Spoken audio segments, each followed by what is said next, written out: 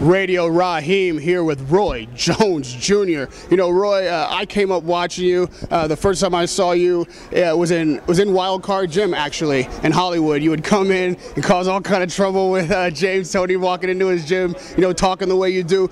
Just first of all, talk to me about what it's like to be on this side of the table now, if you will, outside the ring, calling the fight. Well, it's fun. It's just as fun as being inside the ring almost, because now instead of doing it, you got to tell people about it, explain to the public what's going on, and I really like having that interaction with the public so that they can understand sometimes even what I was seeing when I was coming up as a fighter. So it really helps me to be able to let the fans in on the inside scoop of what's really happening during a prize fight. You know, a lot of people enjoy George Foreman's commentary. Being a boxer and still having the faculties, the ability to communicate clearly is something that all boxers aren't able to do when they get out of the ring. First of all, talk to me about how you manage to preserve those skills and hone those skills to where you can be at the level you are right now as a commentator. Well, you have to try to keep that head from getting hit too many times, whether it's in a real fight or even if it's in sparring. Most fighters that get messed up, people don't realize it. Even with Muhammad Ali, most of the damage was done to me inside the gym because you got bigger gloves on, you got headgear on, which means there's going to be more contact, just as hard contact, but it's more of it because the gloves are bigger and you got a bigger target. How can you not get hit more? Muhammad Ali beat most people he fought. Not many people beat on Muhammad Ali, with the exception of George Foreman, Larry Holmes. Leon beat him, but he didn't really beat on him. But not many people really beat on Ali. Ali used his feet and kept himself out of trouble. But in training, he would just lay on the ropes, kind of let the sparring partners beat on him. That's what, to me, I think, got to him. So the way you preserve that is to try to preserve yourself by not taking too much punishment in the gym or out of the gym as a youngster or coming up. Now, with all that said, it's 2012. You've got this storied career behind you. You've got a career in front of you with all kind of options. Yet you were in the ring just 6 months ago.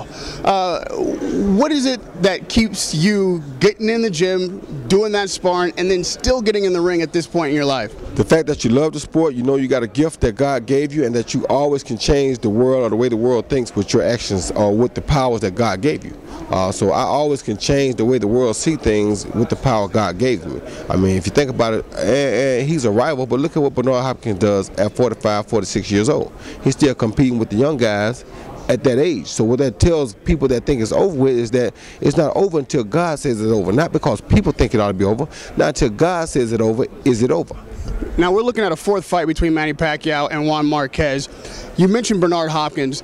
You only fought twice, but that's one of those series, it could have been series, where people would have loved to have seen you fight a rematch sooner, and then maybe we would have gotten a rubber match. First of all, talk to me about why that didn't happen, and do you think at this point maybe it would have been better if you guys had fought maybe 3 fights? No, we wouldn't have lasted for 2 fights, because in my prime we'd have fought again. I would have stopped him. He had contractual issues, though, that never allowed him to be able to make that second fight possible. So he was with Dunn for a long time, and he had his contractual issues. So however it didn't work out for us to fight a second time in our primes.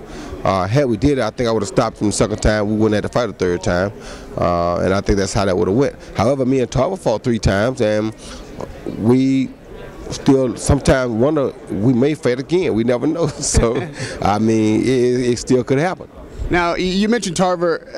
Obviously he's recently tested positive for steroids. I'm just going to ask you to comment on that, and what do you think that does to his legacy? I don't really comment on people's testing because I don't know what happened. I really didn't read the whole story. I hope that it wouldn't tarnish his legacy too bad, but I mean, I was the start of his career. I was why he was such a known fighter. I was where he became notified. So to make up for it, he can come back down this road again. I mean, so I'm gonna leave it at that.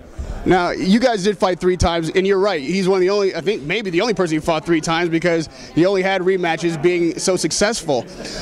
When you were preparing, after you even beat him the first time, then you had to prepare for the second one, you lost that fight, you had to prepare for the third one. When you're preparing for a guy who you've seen before, who maybe you feel like you've seen everything from, how do you adjust in the gym to win a fight if you just lost it? Well, even if whether you lost it or whether you won it, you have to go back and change your strategy every time, because if you beat the guy, then he's going to go back and make adjustments to whatever you did to beat him, and he's going to come out with a different game plan. If you come with the same game plan, you're guaranteed to lose. So you can't come back again with the same game plan. Neither one of these fighters are here this time with the same game plan because they know that what they did the last time, both of them finished the fight. I thought the fight should have been called a draw. However, nobody decisively won the fight, so both fighters have to make a change if somebody really wants to win it. Both fighters want to win it, so they made a change, and that's with anything. So whether you win a fight or you lose a fight, you still must make changes. That's the only thing I faulted Paul Williams and his trainer for after they lost the knockout to Martinez. You said, he knocked us out, but we're not going to change anything. You didn't change nothing, then you went and fought another southpaw that they robbed, but he did the same thing to you Martinez did. They just didn't give him the decision. He wasn't quite as powerful as Martinez, so he didn't knock you out, but he basically beat you with the same punch Martinez beat you with. So, because you didn't make a change. You have to make a change. If you don't make an adjustment, you're begging for defeat again. Well, you are the master of adjustment in the ring. So let me put on your trainer hat for a minute. Give advice to each one of these guys, Marquez and Pacquiao. Pacquiao first. What adjustments do you think he should make for the fourth fight? Attack more. Do what you are planning to do, which is throw the left hand and roll to your left to avoid his right hand counterpunch. But if you're Pacquiao, you're the quicker fighter. You got to attack first. Go to the man's body. You're a strong puncher. Beat his body some. And then Marquez. Same thing. Marquez, you saw Margarita hurt Pacquiao with a body shot. Yet you yet to hit him with a good body shot. Why won't you go to his body? Use your jab, do the counter punches, but throw in some body shots every now and then when he's standing still. After Pacquiao flurries, jump right back in his body. Don't hit him in the head. You're not going to knock him out like that. Go to his body first. Then later in the fight, when you be able to hit him with those 1 and 2 headshot counters, it may be different. Give me a prediction. Give me a prediction. I think we're going to get somewhat the same fight. It all depends on what Marquez wants to do. If Marquez comes out and pushes the issue more, if he can hold up 12 rounds, he can get a decision this time. However, if he pushes the issue more, it will enable him to be caught more by Pacquiao.